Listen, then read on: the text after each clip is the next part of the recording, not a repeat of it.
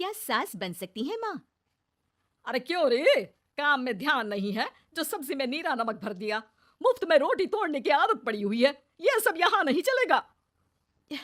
गलती हो गई माँ जी, माफ कर दीजिए। माफी चाहिए? चलो ठीक है, ये नमक भरी सारी सब्जी खत्म कर, कुछ भी फेंकना नहीं चाहिए, मिल जाएगी माफी। सुनैना की शादी कुछ महीनों पहले ही वासु से हुई है, जिसके बाद से उसकी जिंदगी इस नर्क में जल ही रही है। और अब यही सुनैना की आम जिंदगी है, जिसमें उसकी सास हर छोटी बात पर और कभी कभी तो बिना किसी बात के बस उसे परेशान कर खरी खोटी सुनाती ही रहती है। सुनैना, कल मुही कहाँ मरी हुई है, इधर तो आ। सास की आवाज सुन सुनैना भागती हुई उसके पास आती है। क्या हुआ माँ जी? अरे तुझे पता है मेरे पैरों में दर्द रहता है, तो मुझसे बदला लेने के लिए टीवी का रिमोट इतनी दूर रख दिया। अरे मुझे ज्यादा खड़ा कर पैर तुड़वाना चाहती है क्या? आज पूरा दिन तू एक पैर पर काम करेगी, अगर कहीं दूसरा पैर जमीन पर रखा तो मुझसे बुरा कोई नहीं होगा। सास और सुनैना की ये कहानी उसकी ननद सिम्मी बहुत करीब से देख रही होती है, जिस वजह से उसके मन में ससुराल और सास के लिए डर बनने लगता है। इसी तरह दिन बीतते हैं। एक शाम वासु और सुनैना साथ बैठे होते हैं। क्या बात है, तुम दिन पर दिन कमजोर कैसे होती जा रही हो? नहीं तो, आपको ऐसे ही लग रहा होगा, मैं बिल्कुल ठीक हूँ। हो सकता है, पर चलो ध्यान रखना, मुझे कुछ काम है। ऐसा बोल जैसे ही वासु जाता है, तभी सिम्मी वहां आ जाती है। भाभी, आप भाई को माँ के बारे में बता क्यों नहीं देती? वो आपके साथ बहुत गलत करती है। क्या सारे ससुराल वाले ऐसे ही होते हैं? भाभी, मुझे तो शादी नहीं करनी, बहुत डर लगता है मुझे। अरे तुम बेकार ही टेंशन ले रही हो, ऐसा कुछ नहीं है।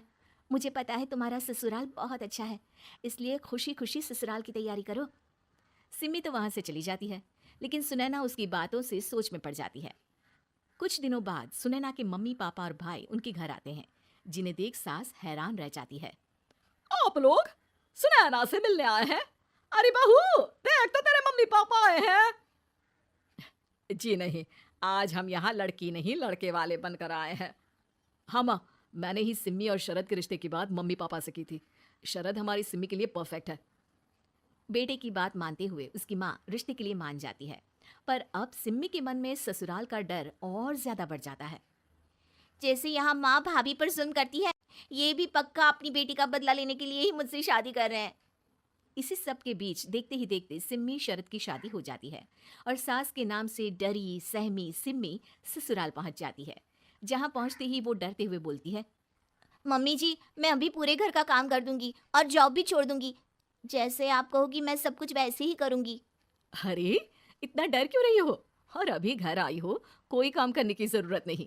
नई शादी है, कुछ दिन आराम करो, घूमो फिरो। रही बात घर या जॉब की, तो वो तुम्हारी चॉइस है, कोई तुम्हें नहीं रोकेगा। सास का ऐसा व्यवहार देख सिम्मी हैरान रह जाती है और अपनी भाभी सुनैना का ससुराल में पहला दिन सोचने लगती है। चलो हो गया कार्यक्रम खत्म, जा वासु आराम कर। बहू, तू अपने काम पर लग जा। काम से मेरा मतलब है घर का काम, क्योंकि अब से तुम इसके अलावा और कोई जॉब बॉब नहीं करोगी। हाँ। क्या हुआ, कहाँ खो गई? लगता है सपनों में ही घूमने लगी। बताती हूँ तुझे अभी। मेरी बेटी का मजाक बनाएगा?